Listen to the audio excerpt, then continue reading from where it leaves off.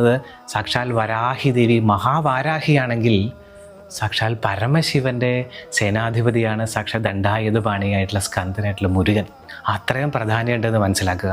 അപ്പോൾ ഭഗവാൻ ആ തടസ്സങ്ങളില്ലാതാക്കും. അപ്പോൾ തടസ്സങ്ങളില്ലാതെ മുന്നോട്ട് സഞ്ചരിപ്പിക്കുന്നവനാരോ അവൻ ഗുരുവാണ്. ഭഗവാൻ ഗുരു തത്വമായിട്ട് അവിടെ നിങ്ങൾക്ക് വഴി തെളിയിക്കും.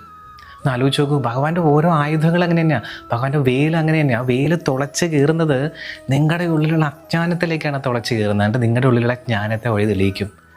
അപ്പോൾ ഭഗവാനെ ഉപാസിച്ച് വേറെ ഒന്നും ചെയ്യേണ്ട, നിങ്ങൾക്ക് എല്ലാം മുന്നോട്ട് കൊണ്ടുവരും. ഭഗവാനായിട്ട് തന്നെ കൊണ്ടുവരും. അങ്ങനെ ആവട്ടെ. നന്ദി. നമസ്തേ.